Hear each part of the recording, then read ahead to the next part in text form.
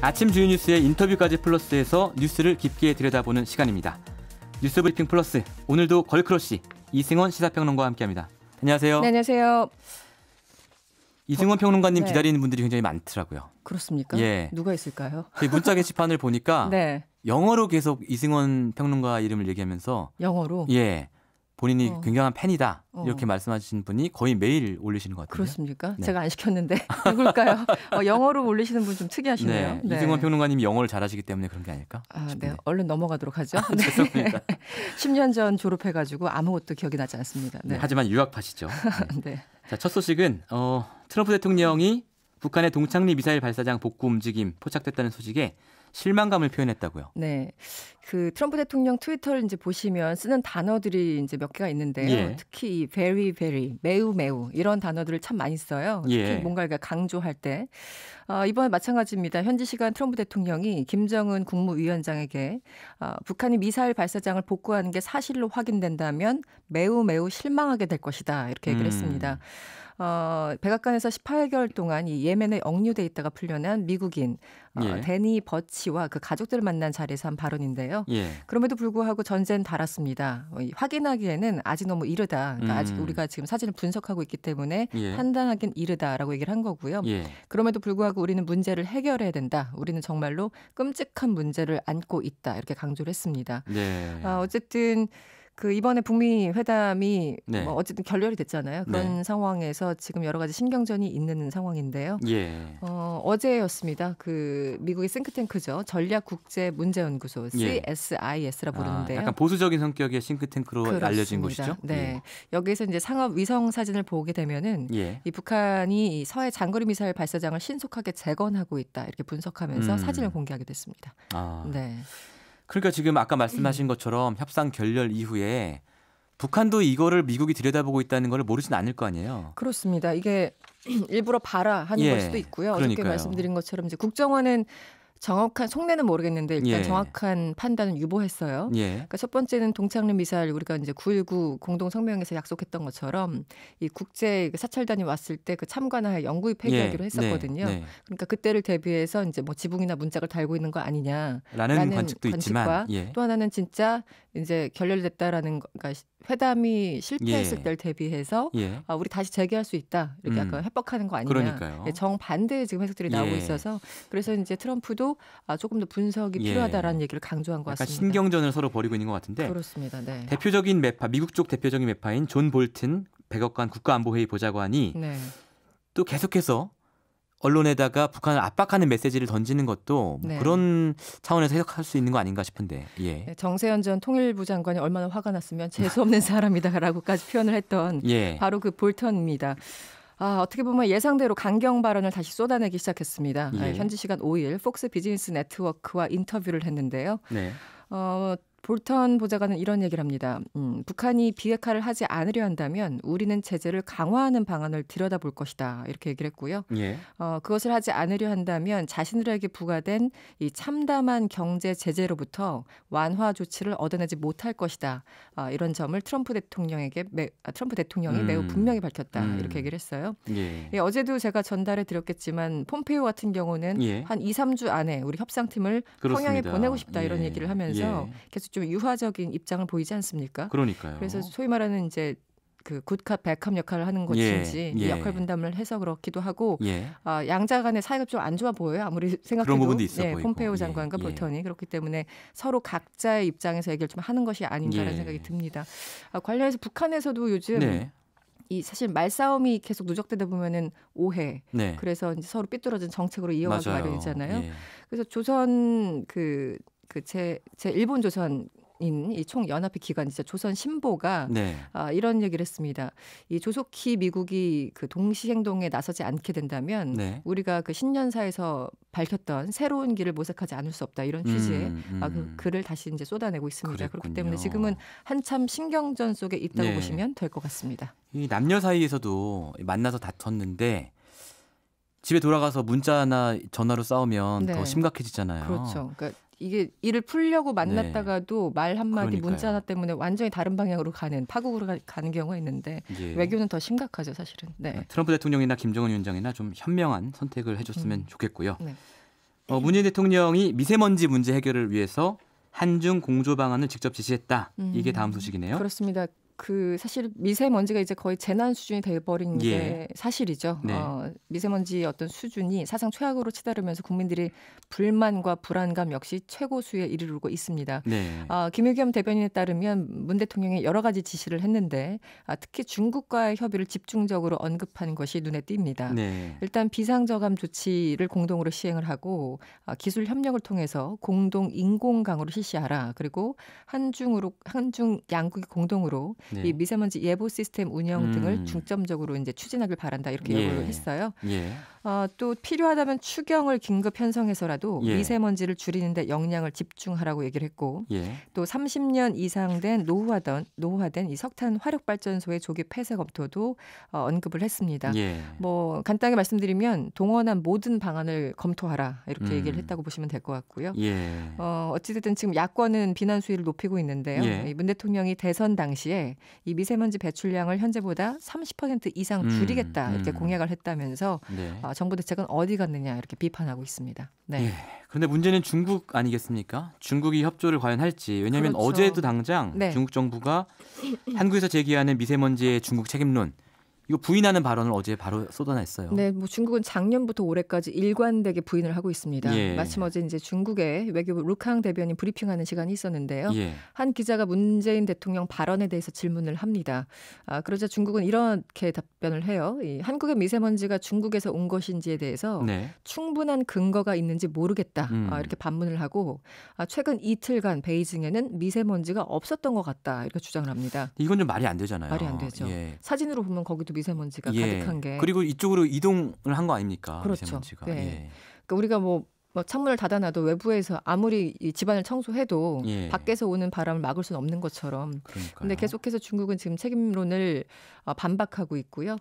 앞서서 그 중국 생태환경부도 지난 1월에 남 탓하고 있다 이러면서 오히려 우리 정부를 비난했어요. 그래서 앞으로 협의에 상당한 난관이 예상된다라고 말씀드릴 수 있을 것 같습니다. 이걸 막으려면 중국하고 협조가 잘 돼야 될 텐데 걱정이네요. 굉장히 삐딱하게 나오고 있죠 한마디로. 그러니까요.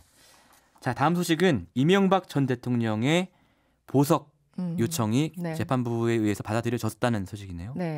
어제 뭐 의외다라는 반응이 좀 많이 나오긴 했는데요. 어쨌든 이례적으로 엄격한 조건을 붙였다고는 합니다. 주거지를 논현동 사저 그 주소지 한 곳으로 한정했고요. 이 얘기는 이게 병보석이 아니기 때문에 병원을 갈 때도 일일이 그럼 보고를 해야 되는 그런 상황이라는 뜻이고요. 배우자나 직계 혈족 그리고 변호인 외에는 접견과 통신을 제한했습니다. 그리고 10억의 보증금을 내는 한편 매주 보석 조건 준수 보고서를 법원에 제출하라고 했는데 조금 뒤에 뭐 전문가들이 이제 얘기를 해주시겠지만 이게 굉장히 한계가 있는 조건들이다. 실효성이 없다라는 지적이 나오고 있죠. 알겠습니다. 뉴스 보시면서 많은 분들이 보석 제도가 대체 뭔가 그리고 재판부가 왜 이런 결정을 내렸나 궁금하셨을 텐데요. 이런 여러 궁금증 풀기 위해서 전문가 연결해 보겠습니다. 백성문 변호사 연결돼 있는데요. 변호사님 안녕하세요. 네, 안녕하세요. 보석 제도에 대해서 우리가 대충은 뭐 알고 있는데 정확히 어떤 제도인지는 사실 잘 모르거든요. 보통 이제 보석이다 하면 아파서 나오는 경우를 이제 떠올리는데 이번에는 아파서 지금 보석이 된 건 아니죠. 네, 그렇습니다. 이번 보석 그 사유가 맨 처음에 청구할 때는 뭐 아픈 것 한 10가지 정도를 내세워서 뭐 돌연사 위험도 있다라는 맞습니다. 부분하고 그다음에 이제 4월 8일에 이제 구속 기간이 만료가 됩니다. 그런데 지금 현재 항소심 재판부가 변경이 됐어요. 그러면 지금 4월 8일까지 심리가 끝나지 않으면 이제 어차피 석방이 돼야 되는 상황이거든요.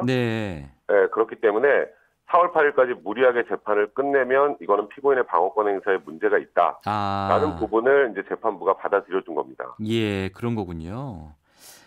이 미국 드라마나 영화 같은 거 보면 막 굉장히 많은 보석금을 내고 석방되는 경우를 보긴 했는데 우리나라에서도 이렇게 그 아프지 않은 사유, 병보석이 아닌 사유로 보석 허가하는 경우가 종종 있어 왔습니까?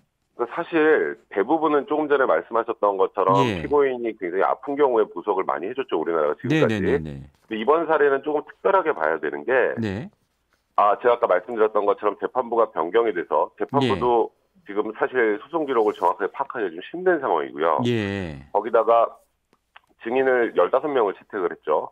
채택을 했는데 3명이 나오고 나머지는 다 나오지 않았어요. 그러면 4월 8일까지 재판부 입장에서는 도저히 심리를 완료하지 못한다고 판단을 한 겁니다. 네. 그러니까 보통은 구속기간 안에 대부분 선고가 나요. 예. 근데 그렇게 되면 이제 어떤 문제가 생기냐면 그때는 조건 없이 석방을 해야 돼요.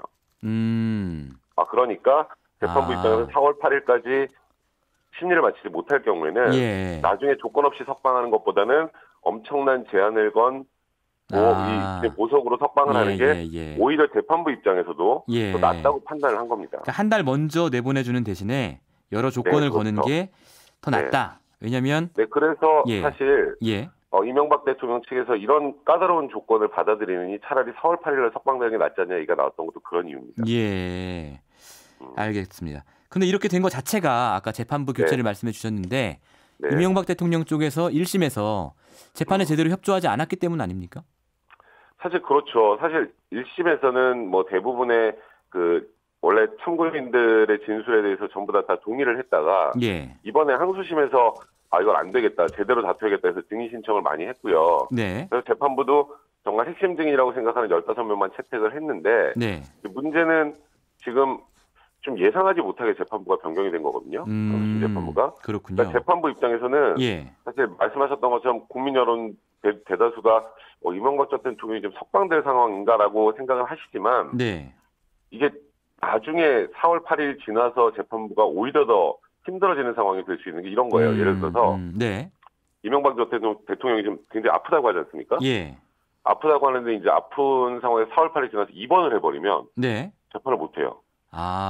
그렇군요. 그런데 지금 입원 같은 경우에는 병원 한 번 갈 때도 전부 다 허락을 받아야 됩니다. 그렇군요. 그게 이제 입원 같은 걸 통해서 앞으로 보석으로 나간 다음에 재판을 사실상 거부하는 것을 막기 위해서 그런 조건을 불가피하게 걸 수밖에 없는 그런 상황까지 연출했던 겁니다. 알겠습니다. 어쨌든 종합적으로 봤을 때 저희가 이번 법원의 보석 결정이 반드시 이명박 대통령 측에 유리한 것은 아니다라는 얘기가 그래서 나오는 거군요.